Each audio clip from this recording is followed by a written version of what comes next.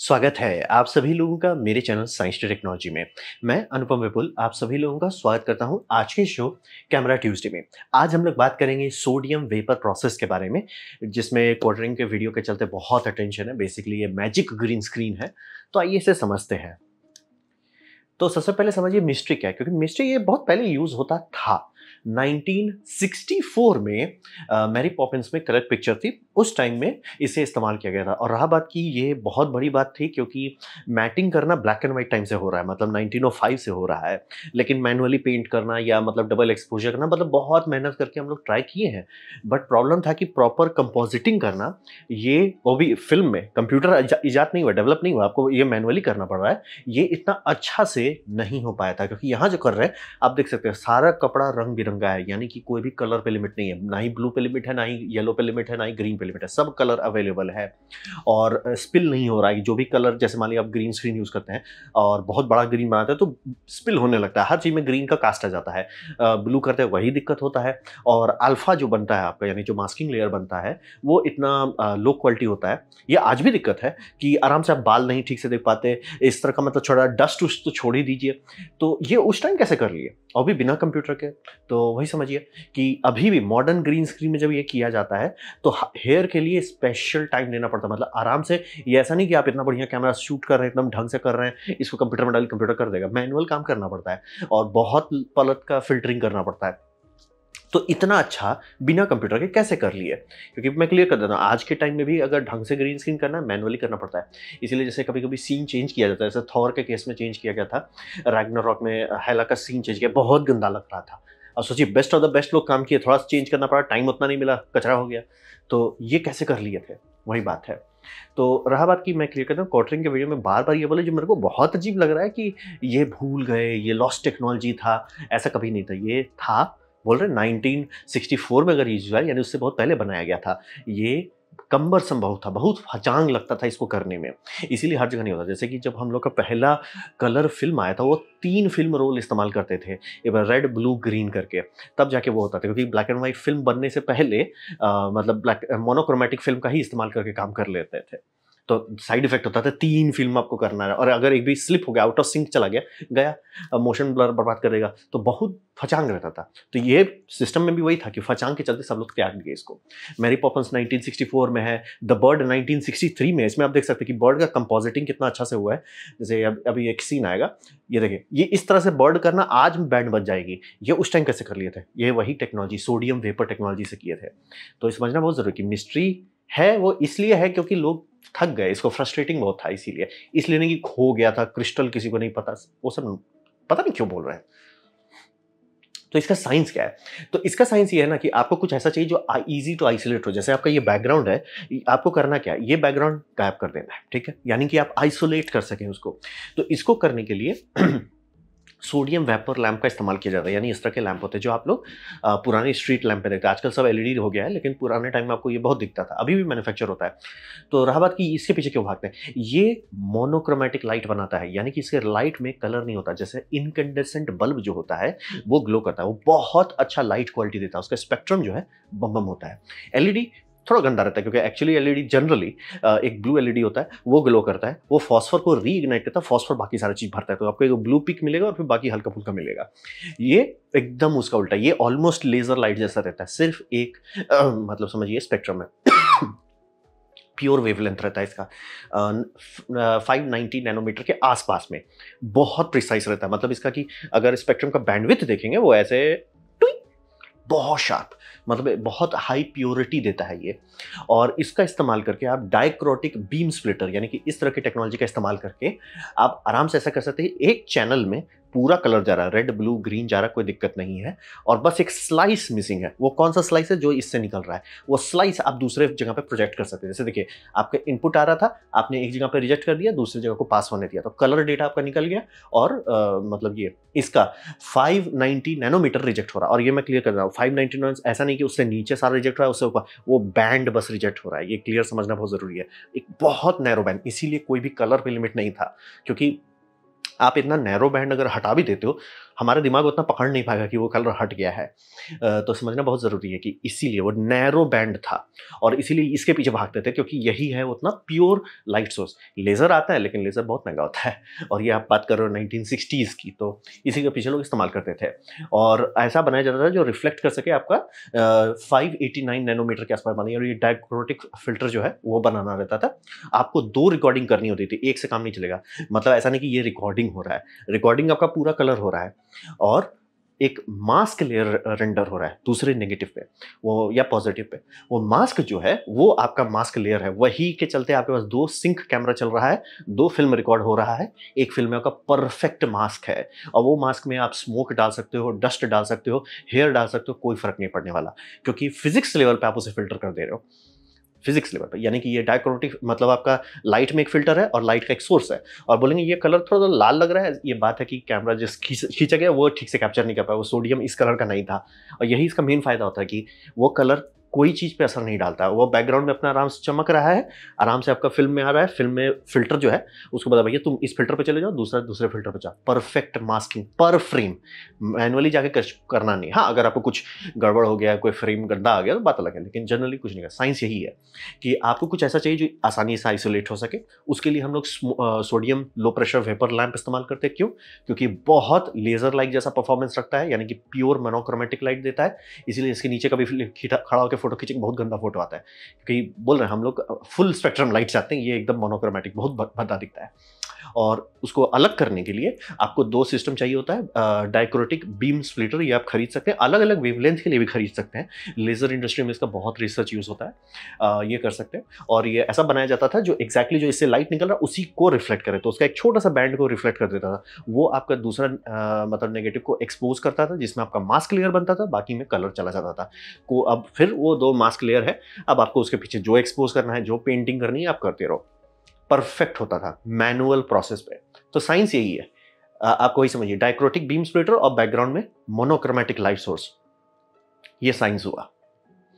तो बात करते हैं मैकेनिज्म कैसा है। तो मैकेनिज्म समझिए कि ये बहुत, इसीलिए बोल रहा हूँ, मेरे को कहो बहुत ज़्यादा फ्रस्ट्रेटिंग लग रहा है, बार बार बोल रहा है कि ये खो गया था। ये बहुत लोगों को पता है, बहुत पहले से बनाया जा रहा है। एग्जांपल देते हैं कि अगर आप डिजिटल ईरा में ये करना चाहते हैं, 2006 के आसपास में यूएस पेटेंट फाइल किया गया है 2006-00333824A1 4 चैनल कैमरा का है, वो ये पेटेंट है। और इसमें आप देख सकते हैं कि मतलब डिजिटल कैमरा में आजकल हम लोग पता नहीं क्यों छोड़ दिए हैं, लेकिन पहले ये करते थे, मतलब मेगापिक्सल बहुत नहीं होता था, तो क्या करते थे, रेड ब्लू ग्रीन 3 सेंसर होते थे और उसमें हम लोग बीम स्प्लिटर से रेड अलग कर देते थे, ब्लू अलग कर देते थे, ग्रीन अलग कर देते थे, जिसे 3 CCD कैमरा कहते थे, 3 CMOS कैमरा, ये भी सब भी काफ़ी आता है। फायदा ये होता है कि उससे ट्रू कलर इमेज निकलता है, वो गेस नहीं कर रहा है, डिबेरिंग नहीं कर रहा है।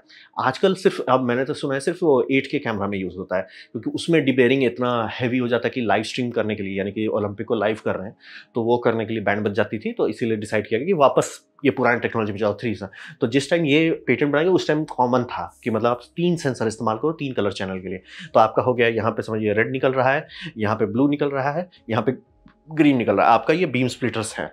और इस सब के आगे सोडियम चैनल का बीम स्प्लिटर लगा दिया गया, यानी कि वो आपका जो नैनोमीटर सोडियम से रिजेक्ट होता है वो निकालने के लिए कर दिया, यानी कि आपके पास 4 से एक कैमरा में ये सेंसर ब्लॉक जो है एक कैमरा में रहेगा, यानी इसके आगे एक लेंस लगाइए, 2 कैमरा की जरूरत नहीं है, आपको अल्फा चैनल डायरेक्टली फाइल में मिलेगा। तो ये हो गया प्रो तरीका। अब पता नहीं कि ये कैमरा किसी ने बनाया, किसी पेटेंट बना के छोड़ दिया, ये मुझे नहीं पता, लेकिन ये बहुत पहले से ट्राई किया जा सकता है।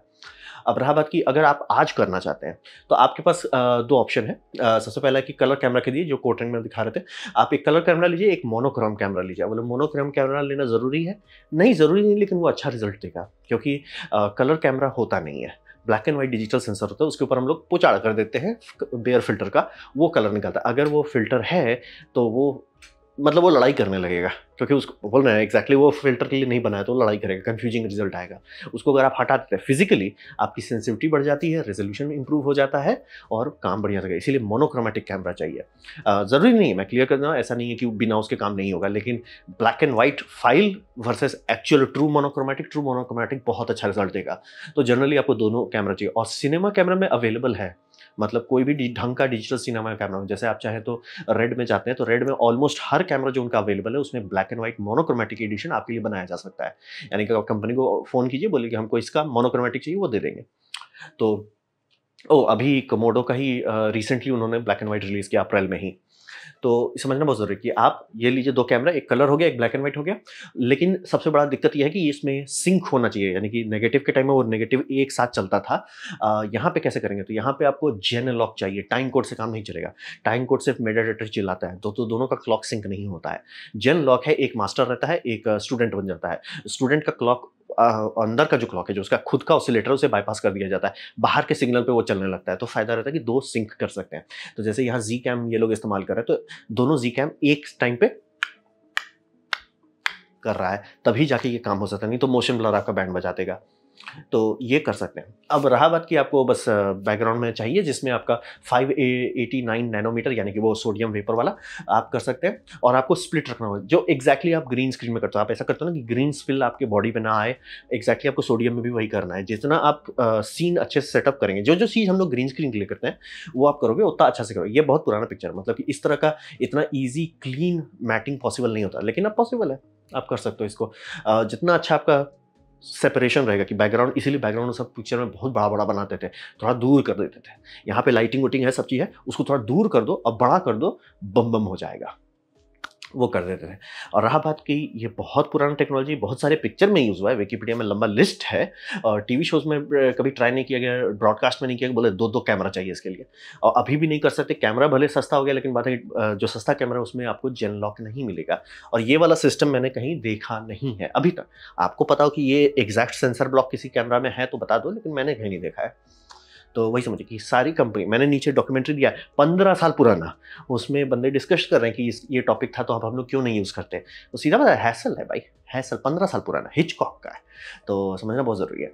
तो लॉजिक वही रहा कि ये सब हमारे पास था, मैकेनिज़्म था, टूल था, लेकिन हिचकिचाता होता था कि छोड़ दिए। वही बोल रहा है, डिजिटल कैमरा में आप आराम से, अभी जैसे आप बोलोगे मैं सोनी का ग्लोबल शटर ले रहा हूँ, ठीक है सर, उसमें ये नहीं है ना, जेन लॉक नहीं है, आपको रेड में ही आना पड़ेगा। ग्लोबल शटर चाहते हैं, जेन लॉक चाहते हैं, रेड में ही आना पड़ेगा। सबसे सस्ता कैमरा जिसमें जेन लॉक है वो ब्लैक मैजिक का है, और एक दो ठो ये पैनासोनिक का बॉक्स कैमरा, बाकी सब में जेन लॉक नहीं मिलता है। आपको जेन लॉक के लिए बहुत जनरली आपको सिनेमा कैमरा में ही जेन लॉक मिलेगा।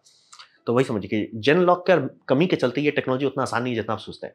कैमरा बहुत सस्ता हो गया, ये बात एकदम सही, अच्छा कैमरा मिल सकता है, लेकिन बात वही है कि जेन लॉक कोई कंपनी देना नहीं चाहती है, और टेक्नोलॉजी मुश्किल नहीं है, 1980 से चल रहा है। वो बस कंपनी चाहती है कि भैया अगर हम दे देंगे सारा फीचर सस्ते वाले में, तो महंगा वाला कोई क्यों खरीदेगा। तो मैकेनिज्म वही समझ लीजिए कि या तो आप ये पेटेंट वाला सेंसर ब्लॉक यूज़ कीजिए, या एक ब्लैक एंड व्हाइट कलर, एक black and white monochromatic camera, और एक कलर कैमरा, एक बीम स्प्लिटर जो डायक्रोटिक हो, यानी कि एक ठो को बोले भैया तुम इधर निकल जाओ, बाकी सब बाईपास करो, और ये आराम से आप सिंक करना हो, कैमरा सिंक होना चाहिए, नहीं तो ये काम नहीं करेगा। और इतना फचांग आपको लग रहा है सुनने में, तो बात वही है, इसीलिए लोग इसे नहीं करते थे। फचांग था, त्याग दिया गया। बोले बहुत सारा पिक्चर बनाया है इस सोडियम सिस्टम से, जिसमें आपको बाल में वो ब्लू हेलो नहीं मिलेगा। सुपरमैन पुराने वाले में आपको बहुत सारा ब्लू हेलो दिखेगा, कि नहीं ठीक से वो लोग कर पा रहे थे, ग्रीन स्क्रीन में भी दिक्कत हो रहा था। तो मैकेनिज्म है, सबको पता है, बस दिक्कत हुई है, फचांग बहुत होता है। जब तक इस तरह का सिंगल कैमरा ब्लॉक नहीं मिलता, या 2 कैमरा है तो बहुत बड़ा कैमरा हो जाएगा। तो बात बनता है कि क्या होगा इसका भविष्य में। तो ये समझिए कि आजकल हम लोग एलईडी वॉल्यूम के पीछे भाग रहे हैं, और ये ज़्यादा डिज़ायरेबल है। ऐसा क्यों? जैसे मान लीजिए आपकी गाड़ी है, ठीक है? गाड़ी एक शाइनी ऑब्जेक्ट है। आप बैकग्राउंड जो चला रहे हैं, उसमें सबसे इंपॉर्टेंट बात क्या है? इस गाड़ी पे रिफ्लेक्शन आ रहा है जो रियलिस्टिक है। यानी कि आप अनरियल इंजन में ये सबको रेंडर कर रहे हैं, वो चल रहा है। आप आराम से कैरेक्टर रखिए, उसको कैप्चर कर लीजिए, आपका हो गया, काम खत्म। इसीलिए मैंडलोरियन, ये उस 3 साल पहले मैंडलोरियन इस सिस्टम को आया, 3 या 4 साल पहले, और बहुत सक्सेसफुल सिर्फ इसीलिए हो रहा है कि आपका जो लाइट स्पिल का दिक्कत होता है, तो वो बाईपास कर दिया इसने। वो टेंशन ही नहीं है। आप सीन डालिए, आप देखिए वो सीन में आप आराम से लाइटिंग कर सकते हैं, जो ऑथेंटिक लगे। स्टाइलिश ऑब्जेक्ट है, उसमें वही रिफ्लेक्शन होगा जो होना चाहिए। आप अगर ये करते हो सोडियम वाला, ठीक है, आपको परफेक्ट आइसोलेशन मिल रहा है, वो बल्ले-बल्ले। लेकिन फिर अब आप दिक्कत हो जाएगा कि आप मान लीजिए कुछ और किए, अब उसके ऊपर आपको पेंट करना पड़ेगा रिफ्लेक्शन। जब बात की उतना करना है, तो कई जगह पे आजकल लोग करते हैं कि भैया एक काम करो, हटाओ, सीजी में फिर से बना दो सारा चीज़। तो लॉजिक वही है कि अगर कोई इसे डेस्परेटली चाहता है तो अब बना सकता है। मैं आराम से एक्सपेक्ट कर सकता कि कोई फिल्मोटोग्राफर को है कि यार मेरे को इस तरह का चाहिए। जैसे डेनी विलियम्स ने को जब ये डून के लिए चाहिए था, कुछ यूनिक चाहिए था, उन्होंने अल्ट्रावायलेट में, ये इसमें क्या बोलते हैं, इंफ्रारेड में शूट कर लिया। एक और पिक्चर भी थी, अप करके ऐसा कुछ था, जिसमें ये उनको दिखाना था, मतलब नाइट सारा सीन था, तो नाइट में तो शूट करना नहीं था, तो उन्होंने दिन का शूटिंग वही बीम स्प्लिटर लेके एक ठो इंफ्रारेड और एक ठो उससे शूट कर दिया नॉर्मल का कैमरा, और दोनों को मिक्स करके डे टाइम की फुटेज को ऐसा कर दिया कि वो नाइट लगे और ऑथेंटिक लग रहा था। लोग करते हैं। तो मैं आराम से दे सकता हूँ कोई फ़िल्मेटोग्राफ़र को, यार मेरे को ये एग्ज़ैक्टली यही फ़ीलिंग चाहिए, यही आइसोलेशन चाहिए, मेरे को एलईडी वॉल्यूम से काम नहीं चलेगा। कुछ भी हो सकता है, नहीं चलेगा, ठीक है, आप ले लो, खुश रहो। तो वो मैं ज़रूर देख सकता हूँ, लेकिन आम पब्लिक नहीं छू सकती है कि बोल रहे हैं सबसे ज़्यादा इसका ज़रूरत जो है, वो है इसमें आपका न्यूज़ वाली दुनिया में, न्यूज़ एंकर को। लेकिन न्यूज़ एंकर वालों को वो चाहिए सेंसर ब्लॉक, ताकि एक ही कैमरा रहे, उससे सारा फ़ाइल निकले। वहाँ पे वो लोग कर सकते हैं। और मैं क्लियर कर दूँ, लाइट जो है, आप इसे स्क्रीन, अगर आपको स्क्रीन में वो कलर दिख रहा है, वैसे नहीं काम चलेगा, क्योंकि हमारा आँख जो है 3 सेंसर से चलता है, रेड, ब्लू, ग्रीन सेंसर चलता है, और तीनों की सेंसिटिविटी सेम नहीं है। तो हम लोग बहुत कलर गेस कर लेते हैं, दिमाग बना देता है, वो कलर है नहीं। स्पेक्ट्रम ग्राफ से आपको देखना पड़ेगा कि वो एक्चुअली है कि नहीं फिज़िक्स में। तो स्पेक्ट्रम ग्राफ में आपको दिखा है, तो आपको सिर्फ़ या तो लेज़र चाहिए, या तो डेडिकेटेड एलईडी जो उसी वेवलेंथ पे ग्लो करता है, या सोडियम वेपर लैंप्स। ये ऐसा नहीं करते थे मैं कलर मिक्सिंग, नहीं, एग्जैक्टली वही एलईडी चाहिए आपको। कलर मिक्स करके नहीं होगा, तभी बोला स्पेक्ट्रम प्योरिटी चाहिए, वो कर सकते हैं। और बीम फिल्टर कितना महंगा होगा, डिपेंड करता है किस क्वालिटी का लेते हैं। कंपनीज हैं जो बना के आपको दे देगी, कोई बड़ी बात नहीं है। और ये एग्जैक्ट सिस्टम कि भैया मेरे को एग्जैक्टली यही सोडियम वाला आउटपुट निकाल देना है और बाकी चीज़ बाईपास है, ये एस्ट्रोग्राफी में काफ़ी यूज़ हो रहा है। क्यों यूज़ होता है, अगर आप लोग देखते होंगे बहुत सारा फोटो जो लार्ज ऑब्जर्वेटरी का है, उसमें देखते होंगे कि भैया लेज़र निकल रहा है येलो कलर का, वो क्या है, वो सोडियम लेज़र है। क्यों, अपर एटमॉस्फेयर में सोडियम रहता है थोड़ा सा गैस के तौर में, अगर उस पर आप सही लेज़र मारते हो वो ग्लो करने लगता है। वो ग्लो जो है एटमॉस्फेयर के ऊपर हो रहा है, ठीक है। अब एक बीम फिल्टर लगाया जाता है, वो फिल्टर से कैमरा देखता है और वो ग्लो कैसे बाउंस कर रहा है, उससे वो समझ जाता है कि एटमॉस्फेयर का शिमरिंग कैसा है। वो सिग्नल को एनालाइज किया जाता है, उससे फिर मिरर को ढिंक चिका कराते हैं, वो कॉम्पनसेट करा, जैसे कहते हैं ना एटमॉस्फेरिक रिजेक्शन, एटमॉस्फेयर का जितना वाइब्रेशन है वो बाईपास करने लगता है। तो ये कॉमन टेक्नोलॉजी है, बस इसीलिए बोल, मुझे बहुत ऑड लगा इनके बार बार बोल रहे कि ये खो गया था, एक क्रिस्टल बनाया गया। सर फोन करो सर, ऑब्जर्वेटरी में रखे पड़े हुए हैं, और बोल रहे बीम स्प्लिटर मिलता है मार्केट में, कॉमन लोग बनाते हैं, पेटेंट रखा हुआ है भाई। ऐसा भी नहीं है कि वो ऐसे कैसे हो गया, इसलिए भाई सर टिकट एंड गो है। तो वही है। तो आजकल के केस में आप देखोगे इससे बहुत बढ़िया, वो सबसे बढ़िया फायदा करेगा लो बजट वाले को। लेकिन लो बजट वाले को दिक्कत ये होगा कि भैया कहाँ से वो 2 कैमरा लाए, कहाँ से 2 कैमरा में जेन लॉक करें, और एग्जैक्टली वो लाइट सोर्स कहाँ से लाते हैं। और वही बोल रहे थे, अगर आप सोडियम जलाते हो तो ब्लैक फायर मिल जाएगा। सीजी करना कितना आसान हो जाएगा, फायर आप सीजी कर सकते हो। ऐसा है, उसका यूज़ है, मैं क्लियर कर देना, एक अच्छा टूल है, यूज़फुल है, लेकिन इस तरह से बात करना कि ऐसा कभी नहीं होता, सर हम लोग छोड़ दिए। फ्रस्ट्रेटिंग था, इतना फचांग था। और बोल रहे कैमरा कंपनी के केस में, कैमरा कंपनी 1980 से कभी आगे बढ़ी नहीं। जेनलॉक आराम से दे सकती है लेकिन नहीं देती है। तो अब हर कोई सिनेमा कैमरा खरीद के, 2 सिनेमा कैमरा खरीद के उसको जोड़े, सेंस नहीं बनता है। तो वही समझ रहे कि एलईडी वॉल्यूम का ज़्यादा स्कोप है ना, तो इसका। और क्या ये यूज़ हो सकता है, आराम से मैं देख सकता हूँ, कोई कस्टम प्रोजेक्ट्स हो, कुछ हो यूनिक तो ठीक है, लेकिन बाकी बहुत ज़्यादा एक्सपेक्टेशन मत रखिएगा इसके साथ। तो ये था मेरा प्रेजेंटेशन ये सोडियम वेपर प्रोसेस के बारे में। उम्मीद करता हूँ आपको अच्छा लगा, कुछ सीखने मिला, कुछ समझ में आया हो। अगर ऐसा है लाइक कर दे, दूसरा शेयर कर दे, उससे मेरा काफ़ी भला होगा। नहीं अच्छा लगा, नहीं पसंद आया, कोई बात नहीं, आप डिसलाइक दबा सकते हैं, मैं कहूँगा डिसलाइक 2 बार दबाएं, उससे मुझे पता चलो कितना ना पसंद हुआ है। मैं आपसे कहूँगा कमेंट लिखे, मैं हर कमेंट को पढ़ने की कोशिश करता हूँ। आपसे कहूँगा सब्सक्राइब कीजिए, बेल दबाइए अगर आप फ्री हैं तो। आपने मेरा वीडियो देखा, ज्वाइन कीजिए, बहुत खुशी हुई। धन्यवाद।